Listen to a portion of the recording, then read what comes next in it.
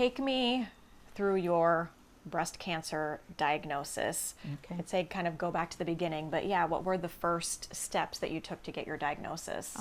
So at 68, obviously, I've had several mammograms. And this year in August, I was at my regular doctor's appointment, and I had said to her, you know, I'm thinking this year I might want to do an MRI because I know my mammogram's going to come back and say I have dense tissue. And she said fine, she'd get that scheduled. And I waited till October then and had my mammogram, got my letter, which we kind of looked at, said that everything looked good, but that I had very dense breasts on the scale of A, B, C, D. I was at D.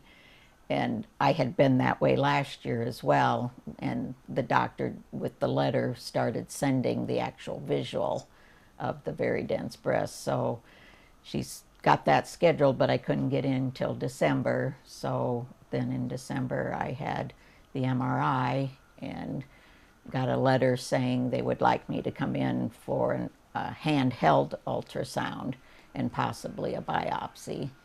So I did that and then got the call that it in fact was cancer. And so with your mammogram, came back clear, didn't see anything on your mammogram. Correct. Okay. So was it recommended because of your dense breast that you should get the breast MRI, or is that, again, I know you'd said to your doctor you were thinking you wanted to get that anyway, right? I had have a friend, Amber, that I wear her bracelet that we walk together in the Especially For You race, and she was a young woman. She was 44, I believe, when she had her mammogram, came back clear, and then a second and third year came back clear, and the doctor had mentioned to her, you know, you do have very dense breasts. She didn't do anything at that time because she was in her 40s. Yeah. But her mom and I were good friends, so I've known her a long time, and unfortunately for her, she broke a rib and couldn't figure out why, had some back pain. Well, when they did the scan for her rib, they actually found a large tumor in her breast, and it had already spread to her bones. So this will be our third year walking for the Especially For You race, and this year I'm joining in with a side group with her. So her experience maybe influenced you, would you say? Absolutely. So you know, she's always in the back of my mind. I've been wearing this band for a couple years. So that's what I told my doctor about that. And, you know, you hear other people, other stories. So I said this year I just need to do it. And I am a Christian, and I feel like God kind of prompted me as well, because my oncologist told me that it would probably be 2 to 3 years before this tumor would have shown up on a mammogram, which is what probably happened with Amber. And so I'm very thankful that I had that nudge, and I had Amber to kind of prompt me, and I've been trying to share that with other people now.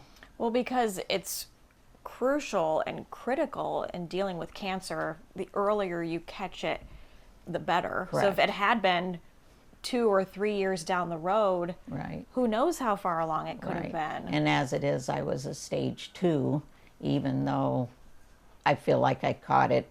I did have a mammogram last year that came back the same way, and I filed it away and didn't take the extra time to say, well, I should have an MRI. So I might have been in a little better position, but it was considered caught early. Okay. Because of the MRI.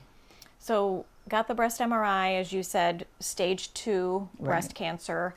What happened after that? So I was scheduled for a lumpectomy, had that on January 6th, healed from that for about 6 or 7 weeks, and then I had to do 21 rounds of radiation. You do that Monday through Friday for the number of weeks that you have. And then after that, I am to take a pill for 5 years. My type of tumor was estrogen positive, so I take a pill they recommend for 5 years in case there was any cells left. Okay. Because the type of tumor I have grabs on to estrogen, and so they want to lower the estrogen in your body. So I get to have menopause all over again. Oh, gosh. That's kind of the feeling that it gives you. Yeah. But, you know, it beats cancer. Yeah.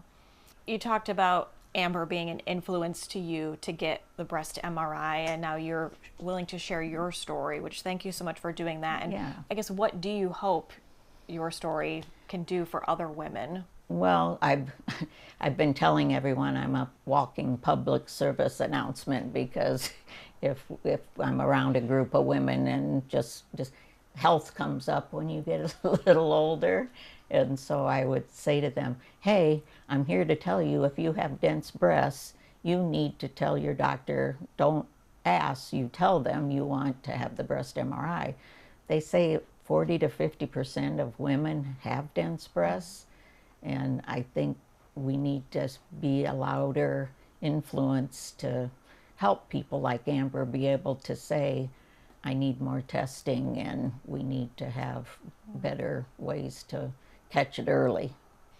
I think you're so right. A lot of women either just don't know that they have the dense breast, or you don't know what to do with it after. Right. And Iowa does now, and actually it's federal, but you can go on iowodensity.org and you can find more information and get educated.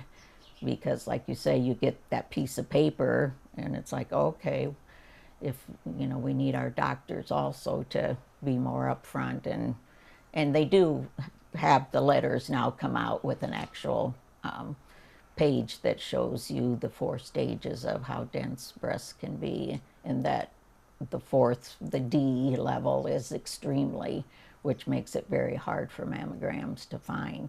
And a lot of people don't realize that it's makes that big of a difference, or can make that big of a difference. And it really, really does. It really does. And as you talked about, it could be, you know, be finding something and, you know, this point versus 2 or 3 years down the road when it's had so much more time to grow and progress. Exactly. Yeah. So like I said, I'm very grateful that, not that Amber got sick, but that I did have someone that I knew, having caught it sooner, would be obviously much better. Yeah.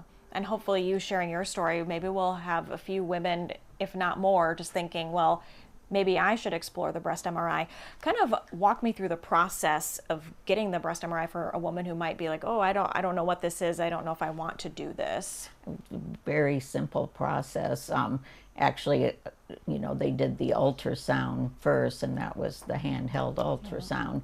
And then you go go into the technician, and they put you in the machine, and it's not painful. It's a short process and can save your life.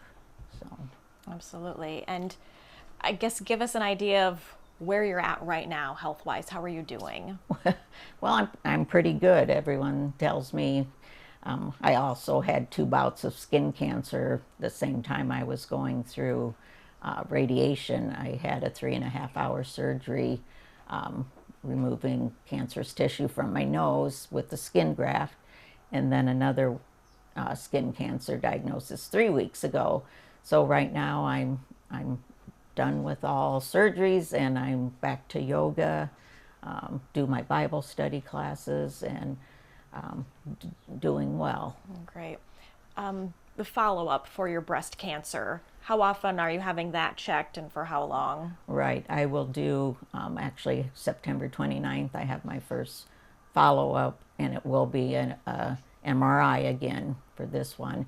And then every 6 months for the next 2 to 3 years, I believe, I will have either the mammogram that they're coming out with, a newer improved contrast one, which I think will be very beneficial.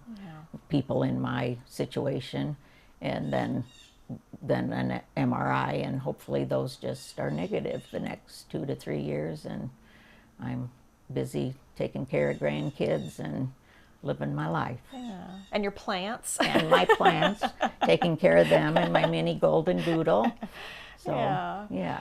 I want to ask you, talk to you about especially for you. Yes. Talk about the team that you're on, Amber's Right. Army. So I'm on Amber's Army. Like I told you, she was my inspiration because of being in her 40s and I've known her since she was a baby. So I, of course, wanted to join her walk. And so this will be our 3rd year with her team. We're trying to be the biggest team. Last year she came in 2nd. I believe we have about 180 walkers on our team. So I'm excited for that, and hopefully I'll have good news to share at especially for you, Race, because I'll have had my follow-up MRI and answer back by then. Yeah. So hopefully it's a celebration. And I hope in combination with you and hearing Amber's story, because I think you're right, especially in a lot of women my age, maybe in our 40s, we don't always think worst case scenario. Exactly. But maybe what would your message be to other women? I think if you're 40, that's when you start having mammograms. If you're in that C or D level, ask for an MRI, and they have to provide that. Ask your doctor to give you more information, do your research, talk to friends, what are they doing? And I have actually had 2 ladies from my church that of course I'm public service announcer, said if you have dense breasts, you need to get this done. 2 of them have come back to me. One ended up being fine. They didn't find anything. The other one actually did have a lump that was malignant. And she told me if it hadn't been for me explaining it to her and what happened with me, she probably would have just filed her paper away as well. So it can be caught, and we need to be advocates for ourselves. I love that. Yes, be advocates, and what you're doing, speaking out, speaking loudly, Yeah. and hopefully other people hear you. I was a cheerleader back in the day, so, and the youngest of 7 children. Had 5 older brothers and 1 older sister, so if I wanted to be seen, I had to speak up.